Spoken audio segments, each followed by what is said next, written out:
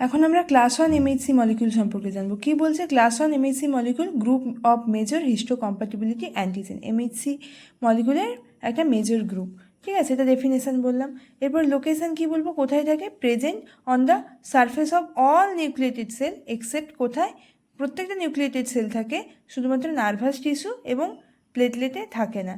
Character কি বলবো, bind with endogenous antigen synthesised in a cell. এই এন্ডোজেনাস অর্থাৎ এন্ডোজেনাস অ্যান্টিজেন কি, আমাদের শরীরে কার্ডিওলিপিন, হর্স প্রোটিন এগুলো তৈরি হয়। এগুলো যদি শরীর থেকে আমরা বের না করি তাহলে শরীর ডাস্টবিনে পরিণত হয়ে যাবে। তাহলে এমএইচসি মলিকিউলগুলো এর সঙ্গে বাইন্ড করে দিয়ে একে শরীর থেকে বের করতে সাহায্য করে। এটা কোথায় থাকে, present antigen to TC cell অর্থাৎ cytotoxic T cell. Binds with CD8 adhesion molecule of T cell. CD, এই যে সিডিটা হচ্ছে ক্লাস্টার অফ ডিফারেন্সিয়েশন 8 নম্বর। এটা মেনলি হচ্ছে হেল্পার টি সেল।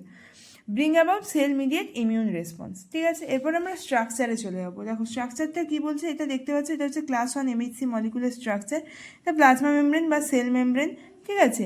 এটা তৈরি হয় মেনলি আলফা চেন এবং বিটা 2 মাইক্রোগ্লোবিউলিন চেন নিয়ে। আলফা চেনের 3টে ডোমেন রয়েছে, alpha 1, alpha 2, alpha 3। Alpha 1 resets upon beta 2 microglobulin chain. Alpha 2 resets on alpha 3 domain. Alpha 2 and alpha 1 create a group is called peptide binding group. অর্থাৎ alpha 1 এবং alpha 2 মিলে একটা group বা খাঁজ সৃষ্টি করে, যেটা আমরা বলি পেপটাইড বাইন্ডিং গ্রুপ। এখানে এসে পেপটাইডগুলো যুক্ত হয়। দিস আলফা 3 ডোমেন, এই আলফা 3 ডোমেনটা কী করছে, এমএইচসি মলিকিউলকে, এটা ট্রান্সমেমব্রেন হিসেবে কাজ করছে, দিয়ে এমএইচসি মলিকিউলটাকে কী করছে, সেল মেমব্রেনের কাছাকাছি নিয়ে আসছে। তাহলে আমরা কি বললাম, এটা স্ট্রাকচার। তাহলে স্ট্রাকচারে কী লিখবো, consist of 2 polypeptide chain, namely alpha chain, beta 2 microglobulin chain. এই আলফা চেনটা হেভিয়ার হয়, বিটা চেনটা লাইটার হয়। কত হয়, আলফা চেন 45 কিলো ডালটন আর বিটা 2টা হচ্ছে 12 কিলো ডালটন, ঠিক আছে। Alpha chain and beta 2 microglobulin belong to immunoglobulin super family. Alpha globulin 3টে গ্লোবিউলার ডোমেন নিয়ে তৈরি, alpha 1, alpha 2, alpha 3। Alpha 1 resets on beta 2 microglobulin, alpha 2 resets on alpha 3 domain, alpha 3 domain acts as a transmembrane and